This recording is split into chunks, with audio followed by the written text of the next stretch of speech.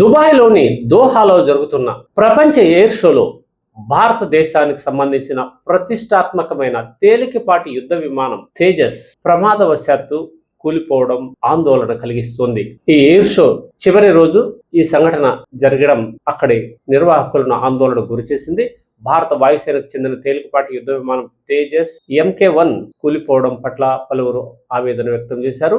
All మక్తుమ్ అంతర్జాతీయ విమానాశ్రయం నుంచి గాల్లోకి లేచిన తేజస్ నింగిలో విన్యాసాలు చేస్తుండగానే నేరుగా కిందకు జారింది. ప్రదర్శనను తిలకించేందుకు పెద్ద సంఖ్యలో హాజరైన జనం చూస్తుండగానే ఆ యుద్ధ విమానం నేలను తాకి పేలిపోయింది.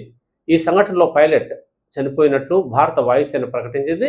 పైలట్ కుటుంబానికి అంటగా ఉంటామని వారు ప్రకటించారు. ప్రమాదానికి దారితీసిన పరిస్థితులపై దర్యాప్తు కోసం ప్రత్యేక బృందాన్ని ఏర్పాటు చేసినట్లు అధికారులు ప్రకటించారు. హాల్ అభివృద్ధి చేసిన single seater light combat air craft LCA విమానం ఇది.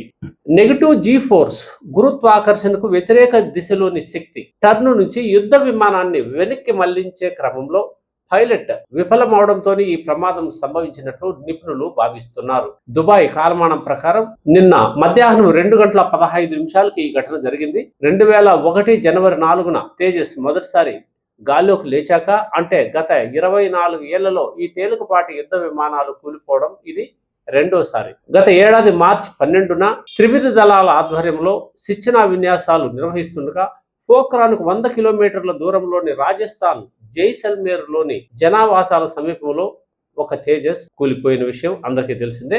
పారాచూట్ ద్వారా బయటపడడంతో పైలట్ అప్పుడు ప్రాణాలు దక్కించుకున్నారు. నవంబర్ 17న మొదలైన దుబాయ్ ఎయిర్ షోలో చివరి రోజు ఈ సంఘటనతో విషాదం నెలకొంది. దుబాయ్ ఎయిర్ షోలో తేజస్ నుంచి ఆయిల్ లీక్ అవుతున్నట్లు సామాజిక మాధ్యమాల కేంద్రంగా పాకిస్తాన్ వీడియోలు షేర్ చేసింది. అలాంటిదేమీ లేదని కేంద్రం గురువారమే స్పష్టం చేసింది. తేజస్ కూలిపోవడంతో ఆయిల్ లీకేజీ వార్తల వెనుక వాస్తవాలు ఏమిటని, కుట్ర ఏమైనా ఉందా అన్న కోణంలో కూడా అధికారులు దర్యాప్తు చేస్తున్నారు. Press information bureau fact check బృందం ప్రకారం తేజస్ నుంచి ఏ దశలోనూ ఆయిల్ లీకేజీ జరగలేదు. వీడియోలో తేజస్ ల్యాండింగ్ వీల్స్ వద్ద కనిపిస్తున్న ద్రవం విమానం టేకాఫ్ ముందుగా సహజంగా నిర్వహించే డ్రైనింగ్ ప్రక్రియలో భాగంగా బయటపడిందేనని PIB బృందం పేర్కొంది. తేజస్ లో ఎలాంటి సాంకేతిక లోపం తలెత్తలేదని PIB బృందం తెలిపింది.